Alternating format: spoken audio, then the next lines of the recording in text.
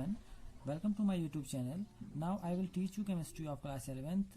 The first chapter is some basic concept of chemistry is a part of inorganic chemistry. अब हम chemistry के बारे में समझेंगे भी केमिस्ट्री होती क्या है। और केमिस्ट्री तीन, आप जानते हैं केमिस्ट्री तीन, यहाँ से आपके तीन पार्ट में क्या जाएगी, डिवाइड हो जाएगी।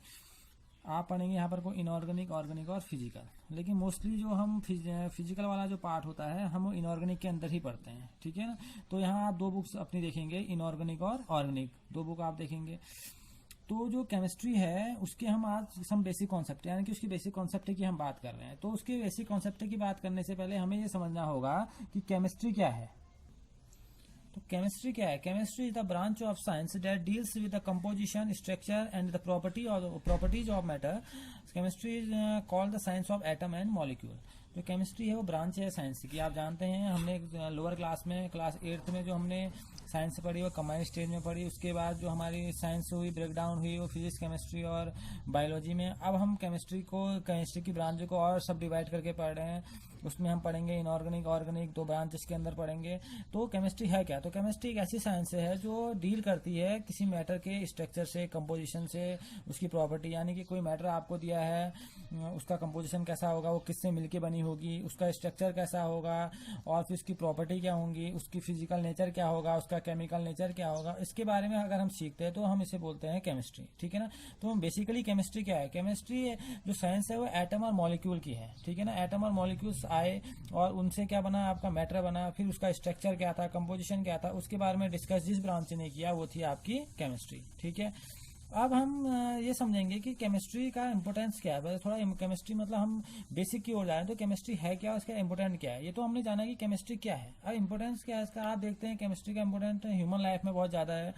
आप देखते हैं चाहे मेडिसिनल केमिस्ट्री में आप देख लीजिए, मेडिकल में इसका देख लीजिए आप, कैंसर के डिसीज में भी इसका, इनके एटम्स जैसे यूरेनियम का यूज किया जाता है। बहुत सारे आपके जो होम नीड्स होते हैं, आपने देखे होंगे, फिनाइल देखे होंगे, आपने बहुत सारे डिटॉल देखे होंगे, जितनी भी आपने चीजें देखी हैं ये सब केमिस्ट्री के ही देन है। आप बोल सकते हैं न्यूक्लियर केमिस्ट्री में, एनालिटिक केमिस्ट्री, आपकी बायो केमिस्ट्री, ये सब रिलेट करती है केमिस्ट्री की ब्रांच से, ठीक है। तो इन चीज़ों के बारे में हम जैसे जैसे आगे बढ़ते चले जाएंगे वैसे वैसे हम इनके बारे में सीखते चले जाएंगे, ठीक है।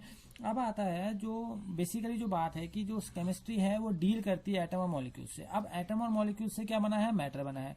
तो मैटर का आज हम जो जानेंगे, मैटर के नेचर के बारे में जानने की कोशिश करेंगे, और उसमें भी हम जानने की कोशिश करेंगे उसका फिजिकल क्लासिफिकेशन।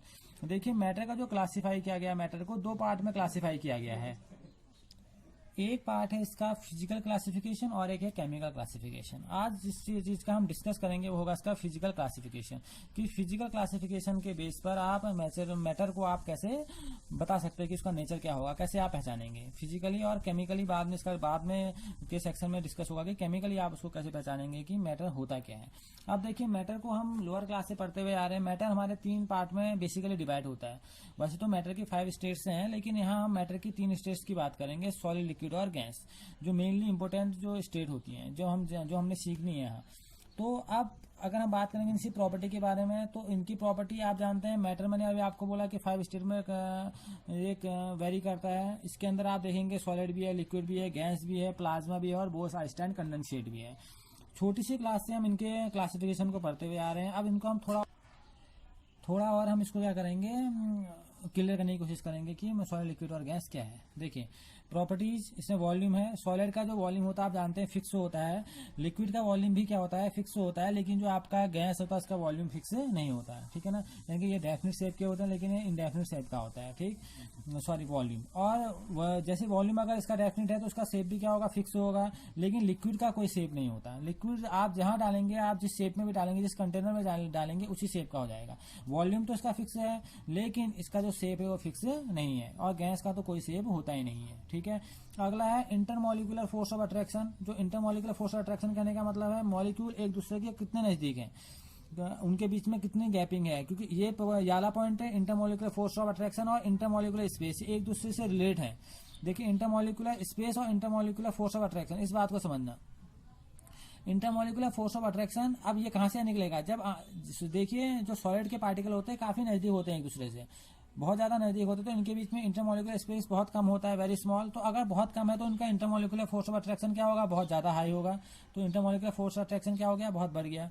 अब इनका लिक्विड में क्या होता है, यही मॉलिक्यूल जो होते हैं, इसके एटम जो होते हैं काफी दूर होते हैं, तो दूर हैं, इससे दूर हैं, लेकिन क्या है इनके बीच में मॉडरेट होता है इंटरमॉलिक्यूलर फोर्स अट्रैक्शन, इससे क्या होता है कम होता है। लेकिन क्या होता है गैस, अभी गैस वाले स्टेट हम पढ़ेंगे, गैस से तो क्या होता है थोड़ा ज्यादा होता है, गैस के मॉलिक्यूल काफी दूर होते हैं, क्योंकि उनके बीच में जो इंटरमॉलिक्यूलर स्पेस है वेरी ग्रेट, कहने का मतलब है स्लाइटली ग्रेट, वेरी ग्रेट कहने का मतलब है बहुत ज्यादा दूर होते हैं एक दूसरे से, जिसकी वजह से इनका इंटरमॉलिक्यूलर फोर्स ऑफ अट्रैक्शन क्या होता है, बहुत लो होता है। तो हम बोल सकते हैं इंटरमॉलिक्यूलर फोर्स ऑफ अट्रैक्शन सबसे ज्यादा सॉलिड में होता है और सबसे कम किसी में होता है, गैस में होता है। वजह क्या है, इनका इंटरमॉलिक्यूलर स्पेस, ठीक है ना, यहाँ बहुत कम होता है और यहाँ बहुत ज्यादा होता है। कंप्रेसिबिलिटी, अब इनको कितना कंप्रेस किया जा सकता है, सॉलिड को आप कंप्रेस नहीं कर सकते हैं, तो इसमें कंप्रेसिबिलिटी 0 होती है।